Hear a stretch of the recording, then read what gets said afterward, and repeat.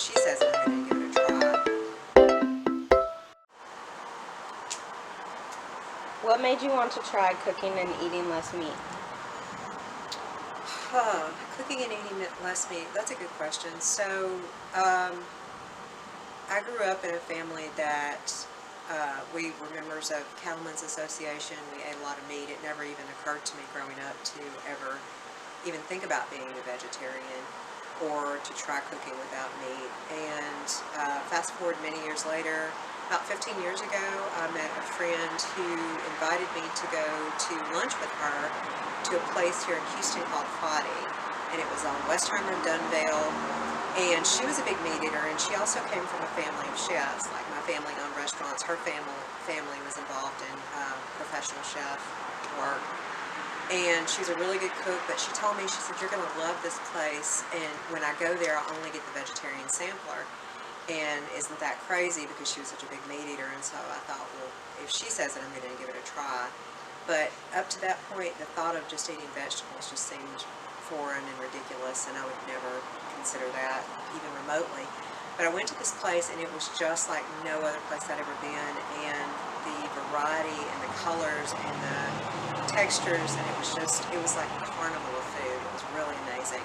And I always said if Foddy would adopt me, I would become a vegetarian, and he didn't, but that's what really got me to really seriously start thinking about it. It was years and years later until I actually tried it. So that was 15 years ago. Cool. What, if any, misconceptions did you have about vegetarian or vegan foods before?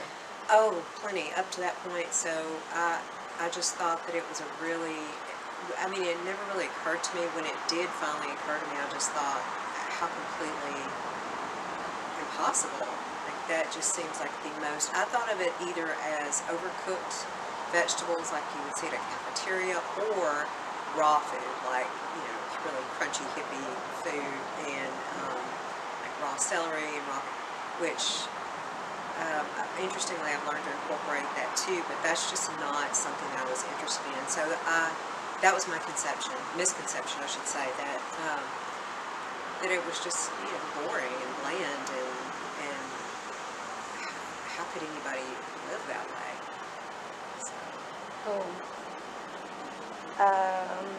What ingredients have you found to be especially important when cooking with no meat or less meat? So a lot. There's a lot. So you have to have, in my opinion, really good oils are important. So I found and identified and purchased regularly a very good olive oil. I also have a toasted sesame oil I like. I have a sunflower oil. I have a vegetable oil that I keep on stock. Those are must-haves.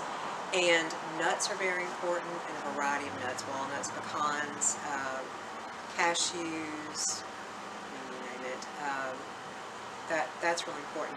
Fresh herbs and spices have always been important to me, but they're particularly important now. And everything has to be good quality, and that's not necessarily the most expensive. I look for the most bang for the buck. Cool. Okay, and what have you learned from meatless cooking and eating? Well, a few months ago I said something to the effect that I finally figured out that meat is kind of a crutch. So growing up, all of our meals, whether it was holiday or just an everyday meal, were centered around meat. And what I've learned is what's really important to center around is flavor and texture and color and variety. That's absolutely key. And so if you incorporate all of those elements, you really don't even miss meat, or at least I don't. Legumes are really important too, and all of the different colors. And really also, I should say, even though we live in a time and a place in Houston where virtually everything is available year-round. So you should only be able to buy cantaloupe in the South in July and August, maybe September.